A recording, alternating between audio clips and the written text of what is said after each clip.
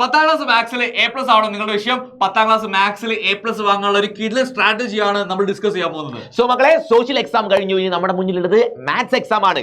ഈ കുറഞ്ഞ സമയം കൊണ്ട് ഇനി എങ്ങനെയാണ് മാത്സിൽ നിങ്ങൾ ഫുൾ മാർക്ക് അടിക്കുക? സ്റ്റഡി പ്ലാൻ ഫോളോ ചെയ്യുകയാണെങ്കിൽ ഉറപ്പായിട്ട് നിങ്ങൾക്ക് മാത്സിൽ എ പ്ലസ് വാങ്ങാൻ പറ്റും. സോ കൃത്യമായിട്ട് പഠിക്കുകയാണെങ്കിൽ എ പ്ലസ് വാങ്ങുന്നത് ഒരു വിഷയമായിരിക്കില്ല.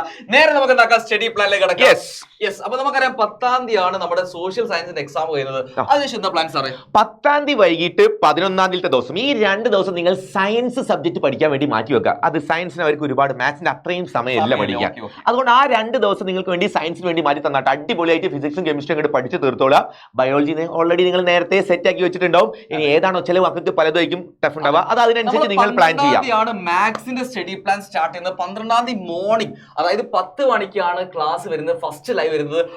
നമ്മൾ ചാപ്റ്റർ ഡിസ്കസ് ചെയ്യുന്ന ചാപ്റ്റേഴ്സ് എന്ന് പറഞ്ഞാൽ 1, 4, 10 ഈ 3 ചാപ്റ്റേഴ്സ് ആയി ഡിസ്കസ് ചെയ്യുന്നത്. ഏത് chapters? Chapter 1 arithmetic sequence, 4th one വരുന്നത് സെക്കൻഡ് ഡിഗ്രി ഇക്വേഷൻ, അവസാനം നമുക്ക് 10ാമത്തത് പോളിനോമിയൽ എന്ന് പറയുന്ന ചാപ്റ്റർ. ചാപ്റ്റേഴ്സ് എന്ന് പറയുമ്പോൾ കണക്റ്റഡ് ആയിട്ടുള്ള ചാപ്റ്റേഴ്സ് ആണ്. സിമ്പിൾ ആയി നമുക്ക് എന്താക്കാൻ പഠിക്കാനും പറ്റും, ഒരുമിച്ച് പഠിക്കാം എന്ന ചാപ്റ്റേഴ്സിന് അങ്ങനെ ഗ്രൂപ്പ് ആയിക്കൊണ്ടാണ് നമ്മൾ ഈ സ്റ്റഡി പ്ലാനിൽ ഉൾക്കൊള്ളിച്ചിട്ടുള്ളത്. സോ സിമ്പിൾ ആയിട്ട് നമുക്ക് എന്താക്കാം, ഈ 3 ചാപ്റ്റേഴ്സ് കവർ ചെയ്യാം. ചാപ്റ്റേഴ്സ് പഠിക്കുമ്പോൾ മനസ്സിലാക്കേണ്ടത് ചാപ്റ്റേഴ്സിലെ കൺസെപ്റ്റ് പറഞ്ഞുകൊണ്ടായിരിക്കും നമ്മൾ എന്താക്കുക ഡിസ്കസ് ചെയ്യുക. കൺസെപ്റ്റും അതേപോലെ എല്ലാ ലെവൽ ക്വസ്റ്റ്യൻസും ഡിസ്കസ് ചെയ്ത് അടിപൊളി നമുക്ക് എന്താക്കാം ഈ 3 ചാപ്റ്റേഴ്സ് 12ാം തീയതി. അതിൽ ശ്രദ്ധിക്കേണ്ട കാര്യം, അത് രാവിലത്തെ സെക്ഷൻ ആണ്. നമ്മളെ മോർണിംഗ് സെക്ഷനിൽ 10 മണിക്കാണ് ലൈവ് വരുന്നത്. അതേ ദിവസം തന്നെ വൈകിട്ട് 5 മണിക്കും നമുക്ക് ലൈവ് വരുന്നുണ്ട്.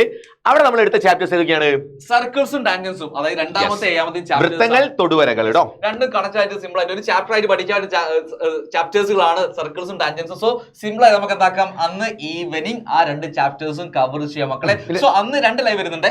അതായത് സാർ പറഞ്ഞതുപോലെ ആദ്യം നമ്മൾ കോൺസെപ്റ്റ് എടുത്ത് അതിന്റെ പോലെ ബേസ് ചെയ്തുകൊണ്ട് പ്രോബ്ലം ചെയ്യുന്ന സമയത്ത് നിങ്ങൾക്ക് ഓരോ ക്വസ്റ്റ്യൻ ചെയ്യുന്ന സമയത്തും ആ കോൺസെപ്റ്റ് എല്ലാം നിങ്ങൾക്ക് റിവിഷൻ ആയിട്ട് കിട്ടും. അങ്ങനെയാണെങ്കിൽ എക്സാം ഹോളിൽ നിങ്ങൾക്ക് അത് സ്ട്രൈക്ക് ആയിട്ട് ഇതേപോലെ റീകളക്ട് ചെയ്ത് ചെയ്യാൻ പറ്റുള്ളൂ. പിന്നെ 13 നെക്സ്റ്റ് ഡേ ഈവനിങ് ആണ്, അന്ന് മോർണിംഗ് ക്ലാസ്സിൽ കേട്ടോ. ഈവനിങ് 5 മണിക്ക് ചാപ്റ്റേഴ്സ് 5, 6, 9 അതായത് ട്രിഗ്നോമെട്രി, കോർഡിനേറ്റ്സ്, അതേപോലെ ജോമെട്രി ആൻഡ് ആൽജിബ്ര. അതിൽ കോർഡിനേറ്റ്സും ജോമെട്രി ആൽജിബ്രയും കണക്റ്റഡ് ആയ ചാപ്റ്റേഴ്സ് ആണ്. ട്രിഗ്നോമെട്രി സെപ്പറേറ്റ് ആയിട്ട് ഒരുമിച്ച് പഠിക്കാം. പക്ഷേ എന്നാലും 3 ചാപ്റ്റേഴ്സും ഒരുമിച്ച് നമുക്ക് എന്താക്കാം, എല്ലാ ലെവലിൽ ക്വസ്റ്റ്യൻസ് ഡിസ്കസ് ചെയ്യാം. പിന്നെ ഈ ദിവസങ്ങളിലെല്ലാം മോർണിംഗ് ഈവനിംഗ് ആണ് ക്ലാസ് എന്ന് വെച്ചാൽ ആ ദിവസങ്ങളിലെല്ലാം കോണ്ടന്റ് വീഡിയോസ് ആയിട്ട് നിങ്ങൾക്ക് വേണ്ട കാര്യങ്ങളെല്ലാം വന്നുകൊണ്ടിരിക്കട്ടും. അത് മസ്റ്റ് ആയിട്ടും ഫോളോ ചെയ്യണം. കാര്യങ്ങളൊക്കെ കമന്റ് ചെയ്തു, എന്തെങ്കിലും കോണ്ടന്റ്സിൽ എന്തെങ്കിലും കാര്യങ്ങൾ വേണമെന്ന് കമന്റ് ചെയ്യട്ടോ.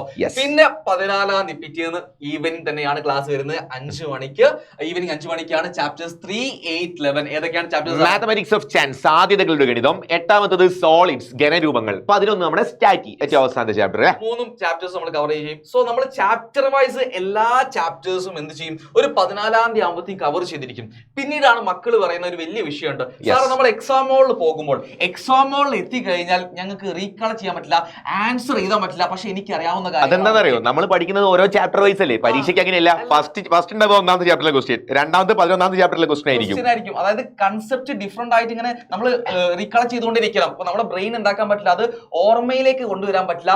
അതിന്റെ പ്രശ്നം ചാപ്റ്റർ വൈസ് റിവിഷന്റെ പ്രശ്നമാണ്. സോ നമ്മൾ ഇവിടെ ഇനി ചെയ്യേണ്ട സ്ട്രാറ്റജി എന്ന് പറഞ്ഞു കഴിഞ്ഞാൽ ക്വസ്റ്റ്യൻ പേപ്പർ വൈസ് റിവിഷൻ ആണ്. 15th 15ാം തീയതി മോർണിംഗും ഈവനിങ്ങും ആയിട്ട് നമ്മൾ 2 set question paper wise revision ആണ് പ്ലാൻ ചെയ്തിട്ടുള്ളത്. അതോടുകൂടി എക്സാം ഹോളിൽ നിങ്ങൾക്ക് വരുന്ന മറവിയുടെ പ്രശ്നം സോൾവ് ചെയ്യാൻ ഞങ്ങൾ ആഗ്രഹിക്കുന്നു. എങ്ങനെ ക്വസ്റ്റ്യൻസ് വായിച്ച് ഡീൽ ചെയ്യണം, ഓരോ ക്വസ്റ്റ്യനും കൂൾ ഓഫ് ടൈം എങ്ങനെ യൂസ്ഫുൾ ആക്കണം. ശരിക്കും ഒരു പരീക്ഷ ഹാളിൽ നിങ്ങൾ ഇരുന്ന് എങ്ങനെയാണ് എക്സാം ചെയ്യുക, അതിന് ഡെമോ ആയിട്ട് നമുക്ക് 2 പരീക്ഷ അന്ന് 15ാം തീയതി എഴുതി പഠിക്കാം. ഓക്കെ, അത്രേ ഉള്ളൂ. പിന്നീടാണ് നമ്മുടെ എക്സാമിന്റെ തലേന്ന് മാരത്തോണിലെ 5 മണിക്കാണ് മാരത്തോൺ വരുന്നത്. മാരത്തോണിൽ നമ്മൾ എല്ലാ ലെവൽ ക്വസ്റ്റ്യൻസും ഡിസ്കസ് ചെയ്തുകൊണ്ടായിരിക്കും എല്ലാ ചാപ്റ്ററും കവർ ചെയ്തതിൽ A+ലുള്ള എല്ലാ കാര്യങ്ങളും അതിൽ ഇൻക്ലൂഡ് ചെയ്തിരിക്കും. പക്ഷെ നിങ്ങൾ ഒരിക്കലും എന്ത് ചെയ്യരുത്, മാരത്തോൺ മാത്രം ഡിപ്പെൻഡ് ചെയ്യരുത്.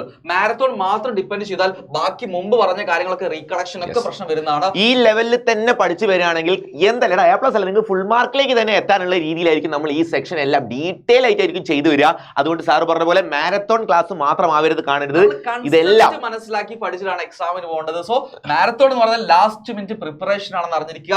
ഈ കാണുന്ന കൃത്യമായിട്ട് സ്റ്റഡി പ്ലാൻ ഫോളോ ചെയ്യുകയാണെങ്കിൽ A+ എന്ന് പറയുന്ന ഒരു വിഷയമേ ആയിരിക്കില്ല. പിന്നീടാണ് എക്സാം, നമുക്കറിയാം 17th ആണ്. അന്ന് 6 മണിക്ക് ഒരു മോഡൽ ക്വസ്റ്റ്യൻ പേപ്പർ ഡിസ്കഷനും കൂടി. അതോടുകൂടി നമ്മുടെ എക്സാം എന്ന് പറഞ്ഞാൽ മൊത്തത്തിൽ എന്താക്കാൻ പോകണം, സെറ്റ് ആക്കാൻ പോകും. ഒരു ബൂസ്റ്റർ പരീക്ഷയ്ക്ക് പോകുന്നതിന് മുന്നേ കംപ്ലീറ്റ് എല്ലാ ഡൗട്ടും ഒക്കെ ചോദിച്ച് ക്ലിയർ ചെയ്ത് നിങ്ങൾക്ക് ഒരു കോൺഫിഡൻസോട് കൂടെ പരീക്ഷയ്ക്ക് പോകാൻ പറ്റും. ആ രാവിലത്തെ ക്വസ്റ്റ്യൻ പേപ്പർ ഡിസ്കഷൻ കൂടെ കഴിഞ്ഞാൽ ഉറപ്പായി. അപ്പൊ ഇങ്ങനെയാണ് നമ്മുടെ ഏഗന്റെ ഇപ്രാവശ്യത്തെ മാത്സിന്റെ സ്റ്റഡി പ്ലാൻ എന്ന് പറഞ്ഞാൽ ഒരു കാര്യം ഞങ്ങൾ ഉറപ്പിച്ച് പറയുന്നു, എന്തായാലും ഈ സ്ട്രാറ്റജി ഫോളോ ചെയ്യുകയാണെങ്കിൽ ഉറപ്പായിട്ടും 10ാം ക്ലാസ് മാത്സിൽ A+ വാങ്ങുന്ന ഒരു വിഷയമേ ആയിരിക്കില്ല. നിങ്ങൾ എന്താക്കുക, കൃത്യമായി പഠിക്കുക മാത്രം ചെയ്താൽ മതി. അപ്പൊ നമ്മൾ എന്ത് ചെയ്യാണ്, നമ്മൾ സ്റ്റാർട്ട് ചെയ്യാണ് 10ാം ക്ലാസ് മാത്സ് അടിപൊളിയാക്കാൻ പോവാണ്. എല്ലാവർക്കും ഓൾ ദി ബെസ്റ്റ്.